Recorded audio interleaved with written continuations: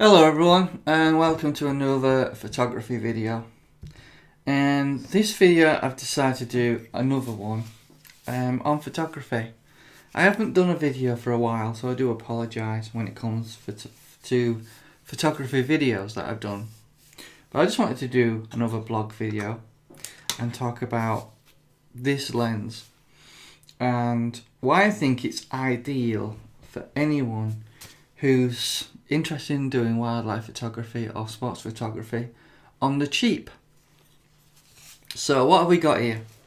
Well, it's a 300mm f4 Canon IS lens. Now the IS is 2 stops, so not hugely fantastic compared to the various other lenses out there, such as the Mark II 100 to 400 or the 400 to prime.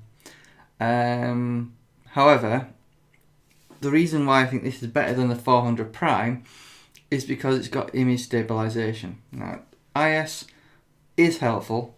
However, if you're photographing fast-moving subjects such as motorsport, sports, wildlife, IS really isn't that useful. So keep that in mind, guys.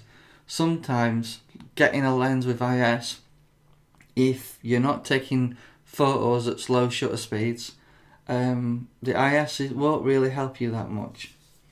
So let me just take the lens coat off this lens so I know what I'm looking at.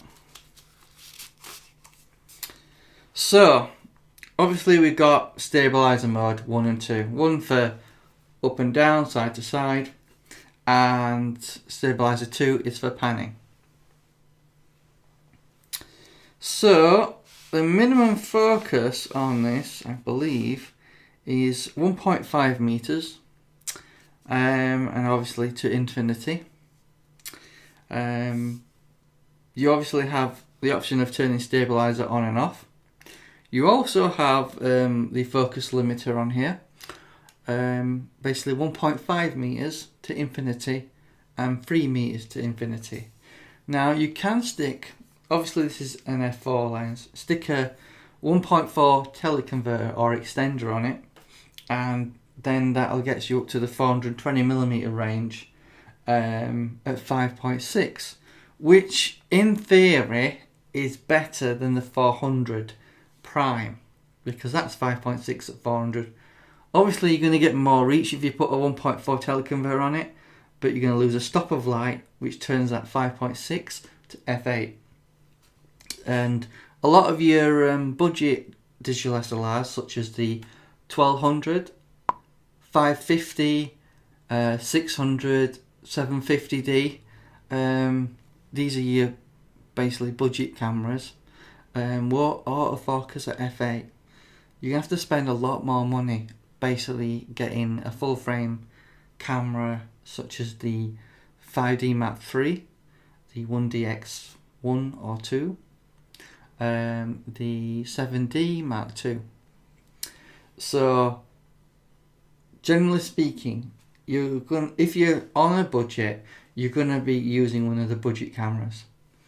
So obviously I would recommend the Canon 300mm f4 lens because it gives you really sharp images without the teleconverter on. With the teleconverter on, you still get some really good results. I would personally recommend you don't use the 2x teleconverter. In my opinion, it does degrade the image significantly more than the 1.4 does. However, it's not to say you can't use it.